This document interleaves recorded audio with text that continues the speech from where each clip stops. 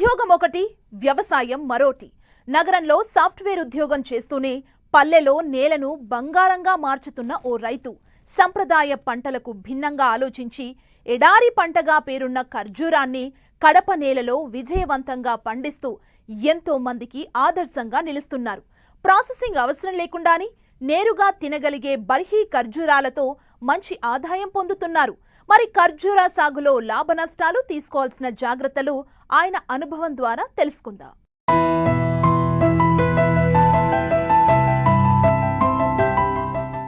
ఇదిగో ఇక్కడ కనిపిస్తున్న ఈ ఖర్జూర తోటలను చూడండి.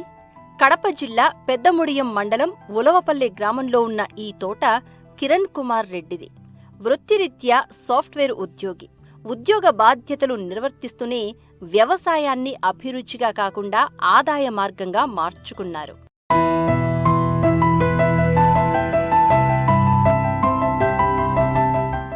రైతు కిరణ్ కుమార్ తన మిత్రులతో కలిసి 2 ఎకరాల్లో 2016లో బర్హీ రకం ఖర్జూర మొక్కలను నాటారు. ఈ రకం ప్రత్యేకత ఏమిటంటే ప్రాసెసింగ్ చేయాల్సిన అవసరం లేకుండా తాజాగా ఉన్నప్పుడే నేరుగా తినవచ్చు. అందుకే వినియోగదారుల్లో ఈ రకానికి మంచి ఆదరణ ఉంది. అందుకే గుజరాత్ నుండి మొక్కలు దిగుమతి చేసుకుని నాటారు.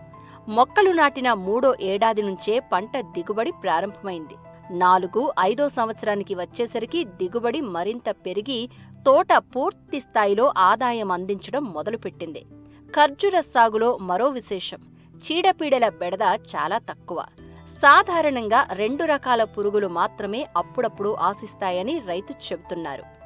వాటిని ప్రారంభ దశలోనే గుర్తించి తగిన యాజమాన్య పద్ధతులు పాటిస్తే పెద్దగా నష్టం ఉండదని సూచిస్తున్నారు. మేము 2016 సంవత్సరంలో ఖర్జూర పంట గురించి ఎంక్వైరీ చేసి బర్హీ అనే వెరైటీ మేము సాగు చేయడం జరిగింది. మొక్కలు గుజరాత్ అతుల్ డేట్స్ నుంచి తెప్పించాము. అప్పుడు 3700 పడింది ఆడ మొక్క. మగ మొక్కలు టిష్యూ కల్చరు ప్లాంట్స్ తీసుకురావడం జరిగింది. ఇప్పుడు దగ్గరగా 5500 ఉంది. మొక్కలు మీ ఇష్టం వచ్చినట్లు నాటుకోవచ్చు. అంటే జేసీబీ ద్వారా 2 అడుగులు తీసి ఎరువులు వేసి నాటుకోవచ్చు. కానీ ఇది డెజర్ట్ ప్లాంట్ కాబట్టి అంత ఇన్వెస్ట్ చేయాల్సిన అవసరం లేదు. జస్ట్ నార్మల్ గుంత తీసేసి భూమి లెవెల్కి మొక్క బూట్ చేసి ఒక 4 నెలలు వేర్లు వచ్చిన తర్వాత మీరు ఎరువులు ఇచ్చుకోవడం మంచిది. అనవసరంగా ఎరువులు వేసి భూమిలో వేడి పుట్టించి ఖర్చులు పెట్టి ఇది చేయాల్సిన అవసరం లేదు. మొక్క ఎలా అయినా బతుకుతుంది. కాకపోతే మొదల దగ్గర నీళ్లు నిలబడకుండా చూసుకుంటే ఒక 3 మంత్స్లో రూట్స్ స్టార్ట్ అవుతాయి. ఆ తర్వాత పాదులు తీసుకొని నీళ్లు రెగ్యులర్గా ప్లస్ ఎరువులు ఇచ్చుకుంటే సరిపోతుంది. ఎరువులలో పేడ ఎరువు కొంచెం అవాయిడ్ చేయండి, ఎందుకంటే దానివల్ల పురుగులు ఎక్కువ వస్తాయి. 2 రకాల పురుగులు వస్తాయి. ఈ కొబ్బరి చెట్లకు, పామ్ ఆయిల్ చెట్లకు, ఈ డేట్స్కి, వీటన్నిటికీ ఒకటే ప్రాబ్లం ఉంటుంది. రైనోసరస్ బీటిల్ అనే ఒకటి నల్లగా ఎద్దుముక్కు పురుగు అంటారు దాన్ని. తర్వాత రెడ్ వీవిల్ అని వస్తుంది. ఇవి ఈ 2 ప్రధానమైన సమస్యలు వీటికి జనరల్గా 15 రోజులకు ఒకసారి మోనోక్రోటోపాస్ కానీ క్లోరిపైరిపాస్ కానీ స్ప్రే చేస్తూ ఉంటే ఆ స్మెల్కి పురుగులు రాకుండా కంట్రోల్లో ఉంటాయి. ప్లస్ వరిమల్లలో వేసే 4G గుళికలు ఉంటాయి. అవి ఒక కవర్లో పెట్టేసి చెట్టుకు తగిలిస్తే ఆ స్మెల్కి కూడా పురుగులు కంట్రోల్లో ఉంటాయి. లేదంటే డ్యామేజ్ అవుతుంది, ఎక్కువ మొక్కలు చనిపోవడానికి ఆస్కారం ఉంటుంది. పురుగు ఎప్పుడో పడుతుంది, తర్వాత అది 6-7 సంవత్సరాల తర్వాత 10 సంవత్సరాల తర్వాత లోపల నుంచి తినుకుంటూ వచ్చేసి అంత డొల్ల చేసేస్తుంది. గట్టిగా ఈదురుగాలు వచ్చినా వర్షం వచ్చినా కూడా చెట్టు కూలిపోయి చచ్చిపోతుంది. జనరల్గా ఖర్జూరపు చెట్టు 100-150 సంవత్సరాలు బతుకుతుంది మన కొబ్బరి చెట్టు లాగే. 60-70 సంవత్సరాలు క్రాప్ బాగా వస్తుంది. మేనేజ్మెంట్ సస్యరక్షణ అంతా బాగా తీసుకుంటే మంచి క్రాప్ వస్తుంది. నాటిన తర్వాత ఫస్ట్ 3 ఇయర్స్ మీరు జనరల్గా ఎరువులు ప్లస్ నీళ్ళు ఇచ్చుకోవాలి. 3rd ఇయర్ నుంచి మామూలుగా ఈల్డింగ్ అంటే ఫ్లవరింగ్ స్టార్ట్ అవుతుంది.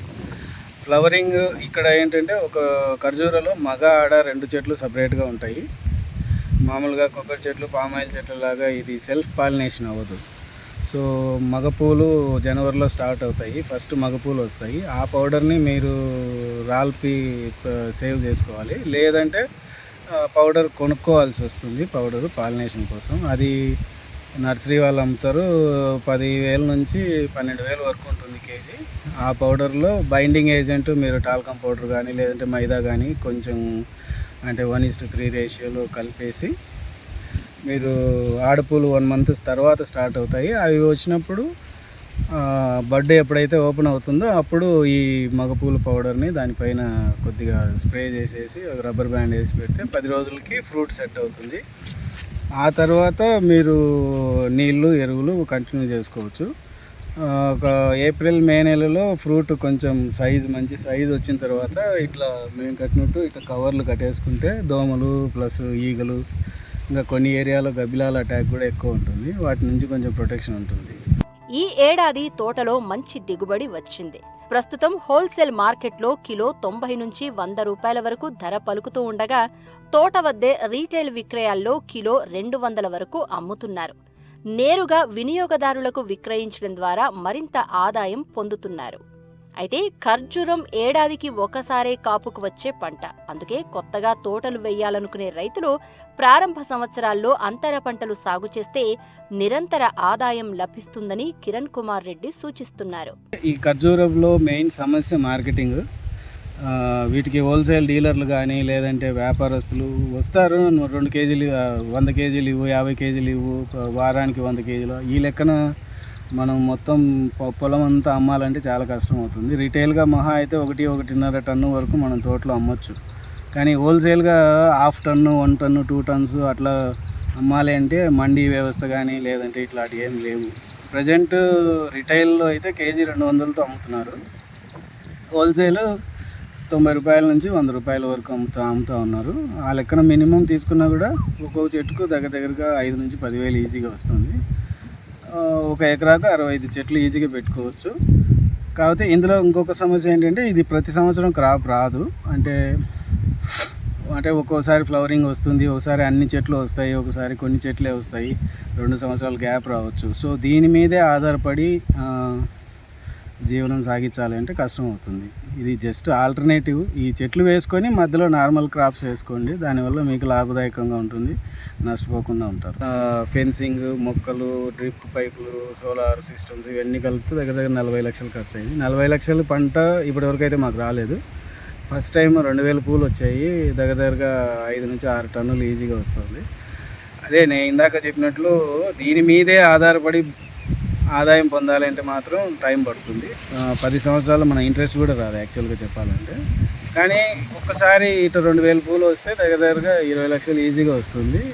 ఒక 2 పంటలు ఈజీగా ఫ్లవరింగ్ బాగా వచ్చిందంటే మీరు పెట్టిన పెట్టుబడి అంతా వెనక్కి వస్తుంది. కానీ మనకు అన్నీ అనుకూలించాలి. ఫ్లవరింగ్ కరెక్ట్గా రావాలి, నెంబర్ ఆఫ్ ఫ్లవర్స్ ఎక్కువ రావాలి, పాలినేషన్ సక్సెస్ అవ్వాలి, వాతావరణం అనుకూలించాలి. అన్నీ అనుకూలించి మనం కరెక్ట్ టైంలో అమ్ముకోగలిగితే, వ్యాపారస్తులు దొరికి మనం మార్కెటింగ్ చేసుకోగలిగితే మంచి ఆదాయం వస్తుంది. ఉద్యోగం చేస్తున్నా వ్యవసాయాన్ని వదల్లేదు. కొత్త పంటను ఎంచుకున్నా శాస్త్రీయ పద్ధతులను విడిచిపెట్టలేదు. పట్టుదల, ప్రణాళిక, సరైన మార్కెటింగ్ ఉంటే వ్యవసాయం కూడా మంచి ఆదాయ వనరుగా మారుతుందని కడప రైతు కిరణ్ కుమార్ రెడ్డి నిరూపిస్తున్నారు.